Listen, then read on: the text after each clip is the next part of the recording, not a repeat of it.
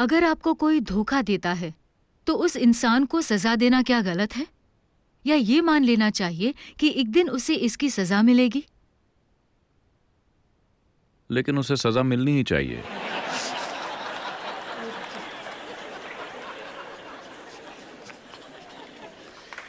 आप दें या कोई और, लेकिन उसे सजा मिलनी ही चाहिए।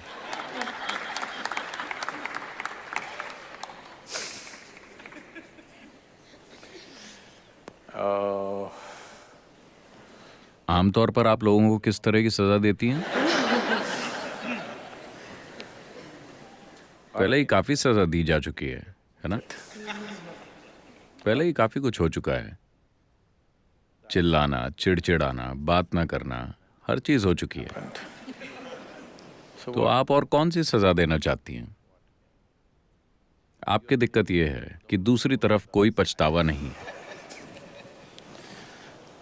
दूसरी तरफ कोई पछतावा नहीं है क्योंकि लोग वो कर रहे हैं जो वो करना चाहते हैं, वो नहीं जो आप चाहते हैं कि वो करें, हमेशा।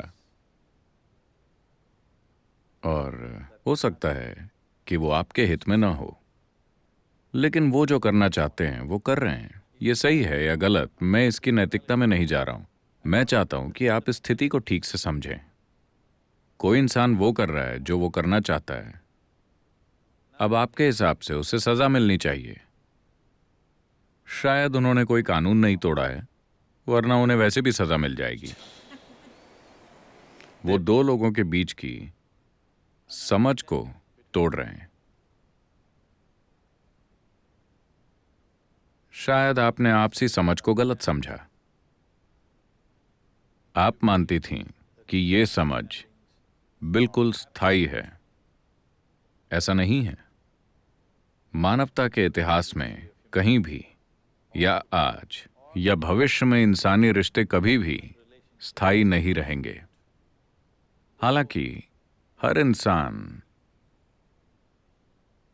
इंसान जो थोड़ा सा रोमांटिक बनता है, मान लेता है कि ये रिश्ता हमेशा के लिए एक सा रहने वाला है। ऐसी कोई चीज नहीं होती। रिश्ते में बदलाव होता रहता है, हमेशा। आपको इसे हर दिन निभाना होता है। एक दिन अगर आपने इसे ठीक से नहीं चलाया तो ये कहीं और जा सकता है। आया ना? नहीं, कृपया इसे वैसे ही देखिए जैसा ये है। आपको इसे ठीक से चलाना होगा। नहीं, मैं अपनी पूरी कोशिश कर रही हूं। जाहिर है कि दूसरे को लगता है कि आपकी पूरी कोशिश उनके लिए काफी नहीं है। मैं चाहता हूं कि आप इसके साथ समझौता करें। ये इस बारे में नहीं है। मैं ये नहीं कह रहा कि वो जो कर रहे हैं वो सही है या गलत। ये मेरे कहने की चीज नहीं है। मैं बस इतना कह रहा हूं कि लोग सदियों से ऐसे ही पेश आते रहे हैं और अब भी हैं। मैं कह रहा हूं कि सबसे पहले आपको ये समझना होगा कि रिश्ते कभी भी एक से नहीं होते। कुछ चीजें बदलती रहेंगी। आपको करतब करते रहना होगा। अगर आप 5 गेंदों से करतब कर रहे हैं तो कभी कभी एक गिर जाएगी। इसके लिए काफी हुनर और ध्यान की जरूरत होती है। हाँ या नहीं? आप में से कई लोग शादीशुदा हैं। क्या ये हुनर और ध्यान नहीं मांगती? अगर आप ध्यान नहीं देते तो आपको पता भी नहीं चलेगा कि क्या हो रहा है। इस पर बहुत ध्यान देना पड़ता है ना? अभी अभी किसी ने मुझे यूरोप के एक देश से फोन किया। सदगुरु, मैं बस घर के काम कर रही हूं, मुझे आकर बचाइए। मुझे यहां से अपने आश्रम ले जाइए, मैं बस घर के काम कर रही हूं। वो बर्तन वगैरह धो रही है। वो बहुत अमीर है, लेकिन उसके 4 बच्चे हैं। तो हर समय कोई ना कोई काम करने को रहता है, अंतहीन तरीके से। और आज काम वाली नहीं आई तो आपको बर्तन धोने पड़ेंगे। 4 बच्चे हैं, आपको बर्तन धोने पड़ेंगे और सारे काम करने पड़ेंगे। तो मैं ये कह रहा हूं, आपको ये समझना होगा कि रिश्ता एक परिवर्तनशील हकीकत है। ये स्थायी हकीकत नहीं है। अगर आप एक स्थायी रिश्ता चाहते हैं तो आपको मरे हुए लोगों से रिश्ते बनाने चाहिए। यही कारण है कि ज्यादातर लोग भगवान को चुनते हैं, क्योंकि वो रिश्ता स्थायी होता है। आप जैसे चाहें इसे संभाल सकते हैं। अगर आपने उनके बारे में 10 दिन तक नहीं सोचा और 11वें दिन आप उनके बारे में सोचते हैं, वो फिर भी वहीं होंगे। आप वैसा अपने पति या पत्नी या किसी और के साथ कीजिए, तब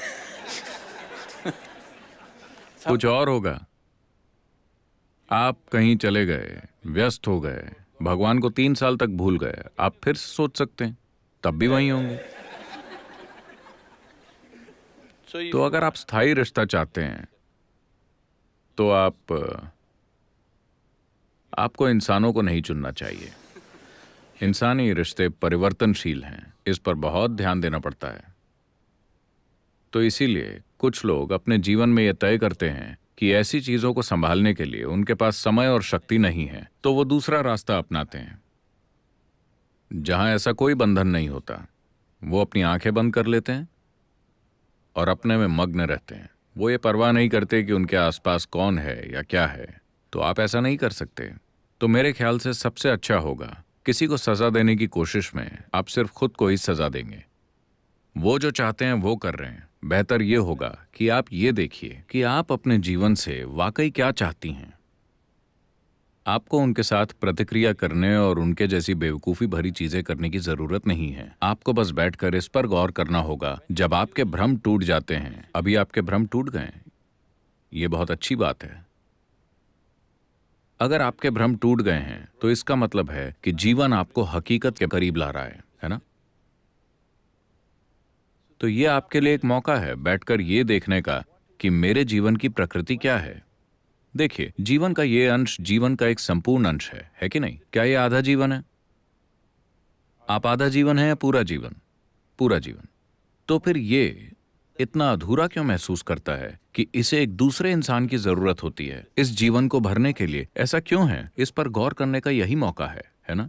अगर ये पूरा जीवन है तो ये अपने आप में संपूर्ण है, लेकिन अभी आपने इसे इस तरह से बना दिया है कि ये उसके और उसके और उसके बिना नहीं रह सकता। तो कहीं ना कहीं ये एक अधूरा जीवन है, या कम से कम इसको अपनी प्रकृति की पूर्णता का एहसास नहीं हुआ है ना? This is a complete piece of life, packed with creator and creation together. Very great combination. ये जीवन का एक संपूर्ण अंश है जो सृष्टा और सृष्टि दोनों से भरा हुआ है। एक अद्भुत जोड़ी। जब जीवन आपके दरवाजे पर इस तरह दस्तक दे रहा है, ये अपने भीतर गहराई से देखने का समय है, न कि किसी दूसरे के साथ प्रतिक्रिया करने और उन्हें सबक सिखाने का। किसी दूसरे को सजा देने से आपका जीवन रूपांतरित नहीं होने वाला। ये आपके जीवन को किसी भी तरह से सुंदर नहीं बनाने वाला। आपको 2 दिनों के लिए एक घटिया संतोष मिलेगा, उसके बाद आप उसके लिए भी अपराध बोध महसूस करेंगी। हाँ, शुरुआत में जब ये भावना तीव्र होती है आपको संतोष मिलता है, लेकिन बाद में जब आप पीछे मुड़कर देखती हैं आपको खुद पर शर्म आएगी। तो उस रास्ते पर मत जाइए। ये एक मौका है, कोई आपके लिए एक आध्यात्मिक आयाम खोल रहा है। वाकई कोई आपको यह एहसास दिला रहा है कि ये सब चीजें कितनी नाजुक हैं। वो आपको धोखा दे सकते हैं, वो भाग सकते हैं, वो तलाक दे सकते हैं, या वो मर सकते हैं, है ना? अगर वो मर जाते हैं तब आप ये नहीं सोचेंगे कि उसने मुझे धोखा दिया। क्या आप सोचेंगी? नहीं। लेकिन चाहे जो हो, आपको वंचित किया गया है ना? महत्वपूर्ण बात यह है कि आप किसी चीज से वंचित हो गई हैं। उसने ये कैसे किया, सवाल ये नहीं है।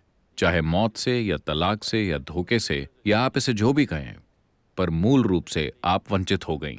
आपको सिर्फ इसलिए वंचित किया जा सकता है क्योंकि आप ये विश्वास करने के भ्रम में हैं कि ये एक अधूरा जीवन है और इसे कहीं से दूसरे आधे हिस्से की जरूरत है। नहीं, ये एक संपूर्ण जीवन है। अगर आप एक संपूर्ण जीवन के रूप में विकसित हुए हैं तो आप देखेंगे कि रिश्ते बिल्कुल अलग प्रकृति के होंगे। तब ये साथ आने और साझा करने जैसा ज्यादा होगा, न कि निचोड़ने जैसा। इसे रूपांतरित होना होगा। अगर रिश्ते को रूपांतरित होना है तो आपको रूपांतरित होना होगा। ये एक जबरदस्त मौका है जो किसी ने आपको दिया है। ये कहना बंद कीजिए कि किसी ने मुझे धोखा दिया है। बस ये कहिए कि मुझे कोई भ्रम की अवस्था से परम सत्य की ओर धकेल रहा है। हमें उस व्यक्ति को धन्यवाद देना चाहिए।